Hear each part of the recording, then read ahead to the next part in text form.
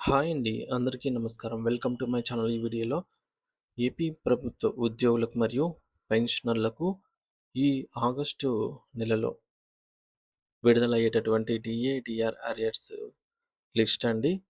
ఎంత basic pay వారికి ఎంత అమౌంట్ అనేది వస్తుంది? దీనికి సంబంధించి పూర్తి వివరాలైతే ఈ వీడియోలో తెలుసుకుందాము. సో, వీడియో అయితే ఎక్కడ గాని స్కిప్ చేయకుండా ఎండ్ వరకు చూసేయండి. అప్పుడే ఇన్ఫర్మేషన్ పూర్తిగా అర్థమవుతుంది. అలాగే వీడియో చూస్తున్న ప్రతి ఒక్కరు లైక్ చేయండి ఫ్రెండ్స్. ఈ వీడియోని తోటి ఉద్యోగ, పెన్షన్ మిత్రులతో అయితే షేర్ చేయండి. కొత్తగా చూస్తున్న వారైతే మన ఛానల్‌ని సబ్స్క్రైబ్ చేసుకోండి ఫ్రెండ్స్. సబ్స్క్రైబ్ చేసుకుంటే నేను చేసే వీడియోస్ అన్నీ మీ వరకు రీచ్ అవుతాయి. సో, మరి ఇక ఆలస్యం చేయకుండా వివరాల్లోకైతే వెళ్ళిపోదాము. సో, ఫ్రెండ్స్ ఇక విషయానికొచ్చినట్లయితే ఆంధ్రప్రదేశ్ రాష్ట్ర ప్రభుత్వ ఉద్యోగులు మరియు పెన్షనర్లు ఎంతో కాలంగా ఎదురు చూస్తున్నటువంటి కరువు భత్యం డీఏ, పెన్షనర్లకు రావాల్సిన కరువు సహాయం కరువు ఉపశమనం డీఆర్ బకాయిల చెల్లింపు అంశం అనేది కొత్తగా కొలువు తీరిన ప్రభుత్వం ముందున్న అతిపెద్ద ఆర్థిక సవాలుగా నిలిచింది. గడిచిన ప్రభుత్వ హయాంలో పలు దఫాలుగా డీఏలు ప్రకటించినప్పటికీ వాటి తాలూకా బకాయిలు మాత్రం పెరిగిపోయాయి. సుమారు 4,500 కోట్లకు పైగా ఉన్నటువంటి ఈ బకాయిల చెల్లింపు ప్రభుత్వం ఎలాంటి ప్రణాళికతో ముందుకెళ్తుంది అనే దానిపైన సర్వత్రా ఆసక్తి నెలకొంది.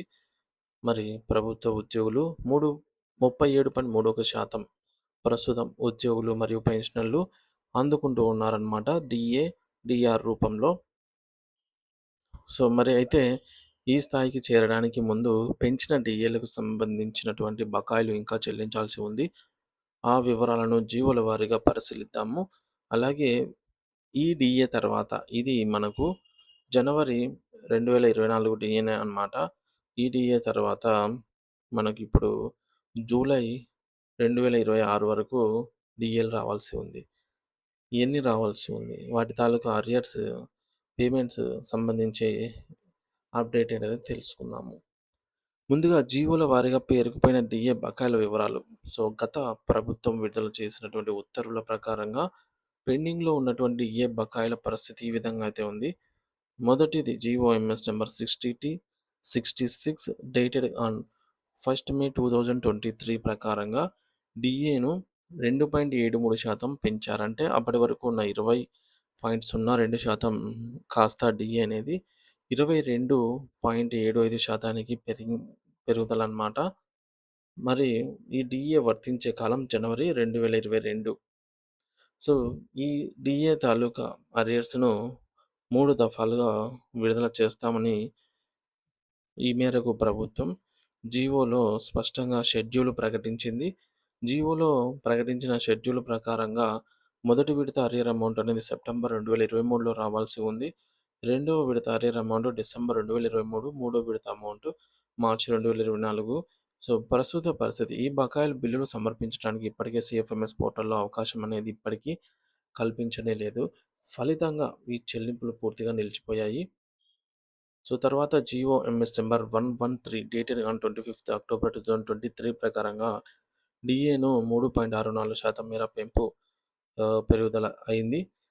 సో, దీంతో మొత్తం డీఏ అనేది 26.39%కి చేరుకోగా ఈ డీఏ తాలూకా ఇది జూలై 2022 నుండి ఈ డీఏను గత కాలానికి అప్లికబుల్ అవుతుంది కాబట్టి, సో, గత కాలానికి సంబంధించి అరియర్స్ అయితే 3 సమాన వాయిదాల్లో చెల్లిస్తామని జెప్పేసి జీవోలో షెడ్యూల్ ప్రకటించిన ప్రభుత్వము మొదటి విడత ఏప్రిల్ 2024లో, రెండో విడత జూలై 2024, మూడో విడత అక్టోబర్ 2024లో చెల్లింపులు జరగాల్సి ఉండగా వీటి తాలూకా పరిస్థితి ఈ బకాయిలకు సంబంధించి బిల్లులు పెట్టేందుకు కూడా సేఫ్ఎంఎస్ పోర్టల్‌లో ఆప్షన్ అనేది ఇంకా ఎనేబుల్ కాలేదు.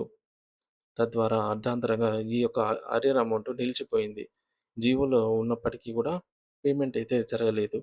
ఇక తర్వాత GOMS number 28 dated on 15th March 2024 ప్రకారంగా 3.64% డీఏ పెంపు అయితే జరిగింది. ఈ డీఏ అనేది జనవరి 2023 నుంచి వర్తిస్తుంది. మొత్తం డీఏ అనేది 30.03%కి చేరుకుందనమాట. సో, గత కాలానికి వర్తింపజేస్తుంది కాబట్టి ఈ గత కాలానికి సంబంధించిన అరియర్ అమౌంట్ అనేది ప్రభుత్వం 3 దఫాలుగా చెల్లిస్తామని జీవోలో షెడ్యూల్ అయితే ప్రకటించింది జీవో ద్వారా. సో, జీవోలో మెన్షన్ చేసిన దాని ప్రకారం మొదటి విడత అరియర్ అమౌంట్ అనేది అక్టోబర్ 2024లో, రెండో విడత అరియర్ అమౌంట్ అనేది నవంబర్ 2024, మూడో విడత అరియర్ అమౌంట్ అనేది ఫిబ్రవరి 2025లో ప్రకటించాల్సి ఉండగా, వీటి పరిస్థితి షెడ్యూల్ ప్రకారంగా చెల్లింపులు సమయం సమీపిస్తున్నప్పటికీ బిల్లులు ప్రకారంగా ఈ బిల్లుల ప్రక్రియ అసలు ఇంకా ప్రారంభమే కాలేదు.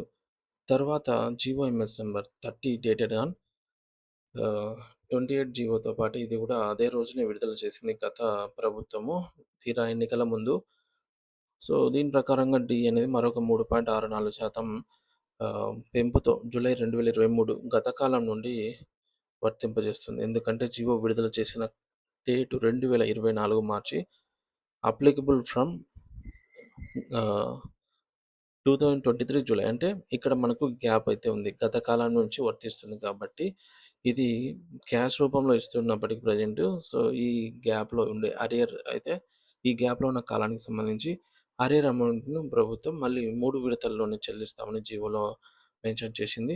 మొదటి విడత అరియర్ అమౌంట్‌ని సెప్టెంబర్ 2024లో, రెండో విడత అరియర్ అమౌంట్‌ని డిసెంబర్ 2024లో, మూడో విడత అరియర్ అమౌంట్‌ని మార్చి 2025లో చెల్లింపులు చేస్తామని చెప్పేసి ప్రభుత్వం ప్రకటించింది.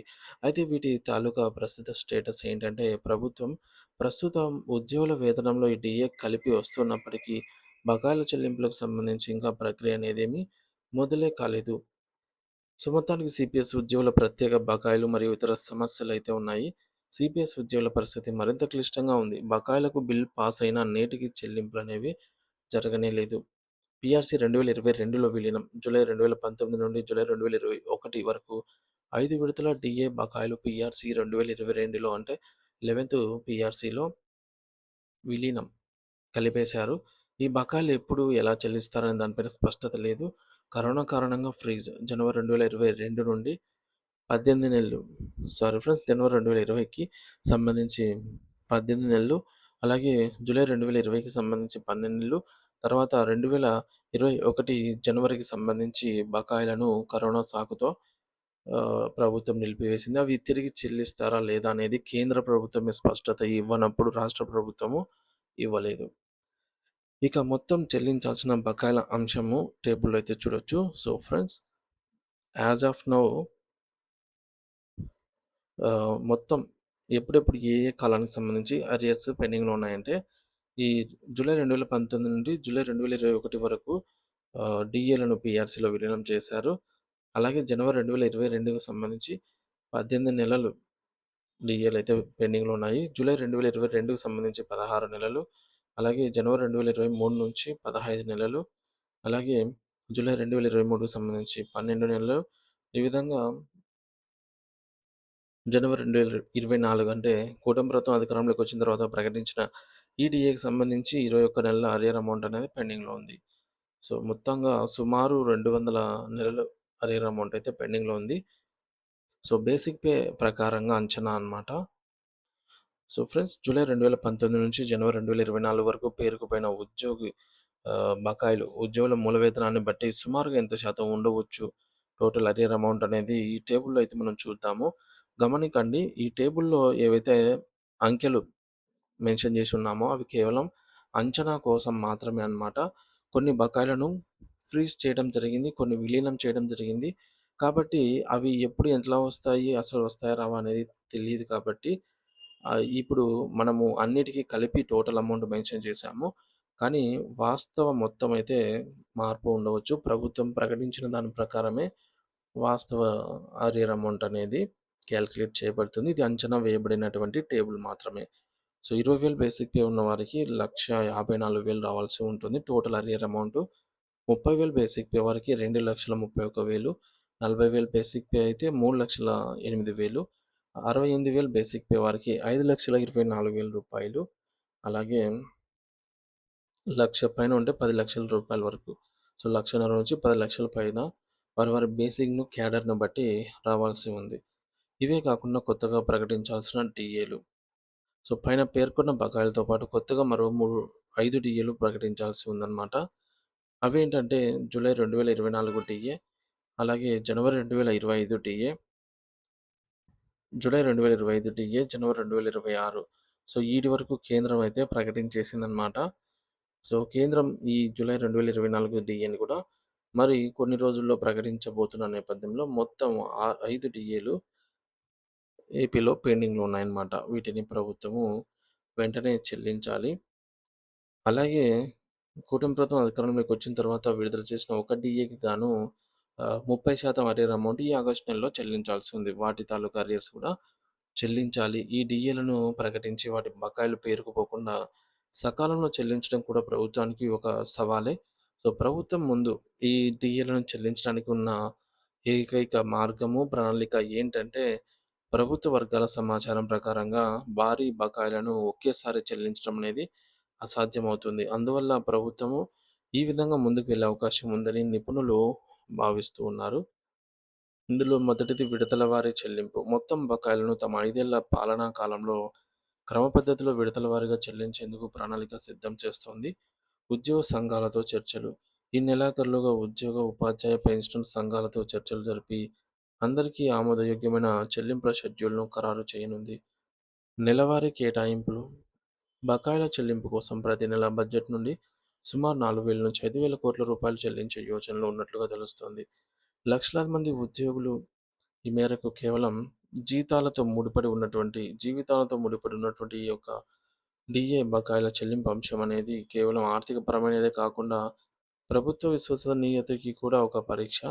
కొత్త ప్రభుత్వం ఈ బకాయిల చెల్లింపులపై స్పష్టమైన పారదర్శకమైన విధానాన్ని ప్రకటించి ఉద్యోగ వర్గాల్లో నెలకొన్న ఆందోళనను తొలగించాల్సిన అవసరం ఎంతైనా ఉంది. ప్రభుత్వం నుండి వెలువడే అధికారిక ప్రకటన కోసం అందరూ ఆశగా అయితే ఎదురు చూస్తూ ఉన్నారు. సో, ప్రభుత్వం ఈ ఆగస్టు 15 లోపల ఉద్యోగులకు, పెన్షనర్స్‌కి శుభవార్త ప్రకటిస్తుందని జెప్పేసి అందరూ ఆశగా ఎదురు చూస్తూ ఉన్నారు ఫ్రెండ్స్.